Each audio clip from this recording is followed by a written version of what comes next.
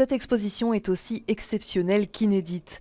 À travers des affiches, tracts et objets graphiques, c'est l'histoire bruxelloise des communautés LGBTQIA+, qui se dévoile. C'est l'histoire d'une communauté qui passe d'un militantisme discret et d'une répression certaine à l'acquisition à partir de la seconde moitié des années 90 et jusqu'à aujourd'hui progressive de droits, puisque cette année-ci en plus on fête les 20 ans du mariage civil pour couples de même sexe. Mais c'est aussi les 70 ans du Centre culturel belge, premier groupement homosexuel en Belgique créé par Suzanne Daniel.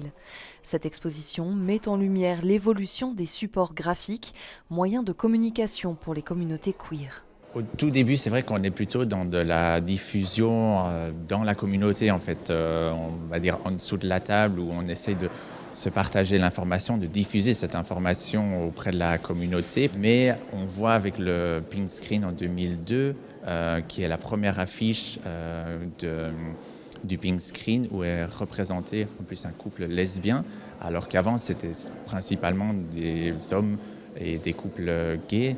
Et donc là, on voit une visibilisation beaucoup plus grande dans l'espace public. Contraintes à la discrétion, poussées à une existence en marge de la société, les communautés queer se sont appropriées divers symboles, une façon de se reconnaître et de se protéger tout en affirmant leurs identités.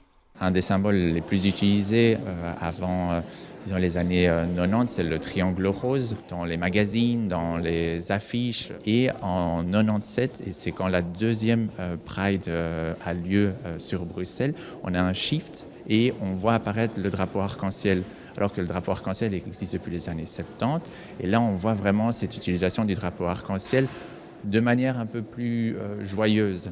Cette évolution symbolique est l'une des découvertes faites lors de la récolte d'archives, des traces du passé qui ont déjà disparu ou sommeillent dans des caisses oubliées. Alors, pour que l'histoire bruxelloise des communautés LGBTQIA+, soit visibilisée et préservée, un appel à dons d'archives est lancé.